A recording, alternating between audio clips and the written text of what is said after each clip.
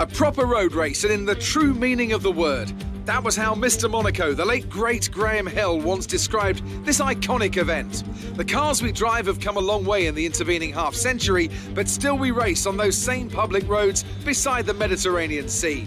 There's no victory more coveted than that of the Monaco Grand Prix. We're on the French Riviera once more this weekend at the 2-mile-long Circuit de Monaco. The cars will climb around 40 metres up the hill, past the casino, and then descend downwards towards the harbour through Sector 2. It's a very short run from pole position to the first of the 19 corners at Saint-Devote, and don't expect to see much overtaking here today. And as always, a man with plenty of racing experience joins me in the commentary box. Today it's Anthony Davidson. Tell me, Ant, you're no stranger to surviving the melee of Turn 1. So how do you keep out of trouble when there's so much going on around you? There are three main things to worry about there, Crofty. Positioning, awareness and discipline.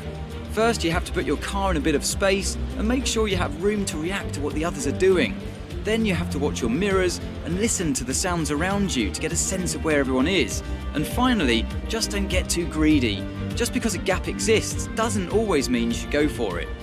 Before we begin, let's take a quick look at the grid lineup for today's race. Good job yesterday from Valtteri Bottas. The Finn starts from pole position and Lewis Hamilton completes the front row. As we continue through the rest of the grid today, we have Russell, Verstappen, Daniel Ricciardo and Sainz, Bird, Norris, Kvyat and Charles Leclerc, Perez, Ocon, Antonio Giovinazzi and Gasly, Albon, Magnussen, Antoine Hubert and Mick Schumacher, Stroll, De Vries, Latifi and Kimi Raikkonen finishes off the grid.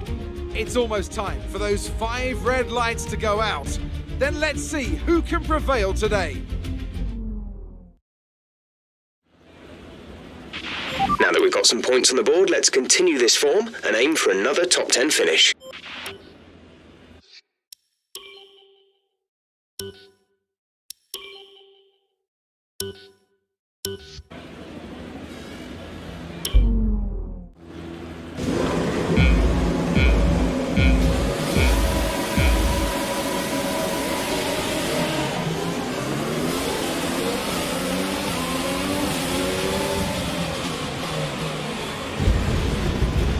Are you all right? Engine off, engine off.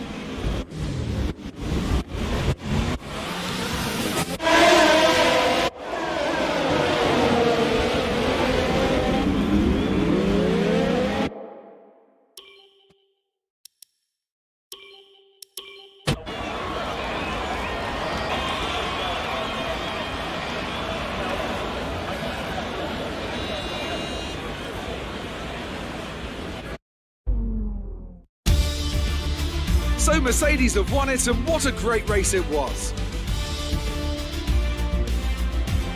Anthony Davidson, a resounding victory today. What set them apart from the rest? Well, they certainly stood out as a driver with tons of confidence on the track. I think their ability to keep their cool, even during some of the more hectic parts of the race, meant they were able to capitalise on the mistakes of other drivers, giving them the opportunity to make their way to the top spot with ease. So after a magnificent race, we can now see the drivers making their way to the podium. Once again, it's the Silver Arrows who take top spot, a well-earned victory for Mercedes.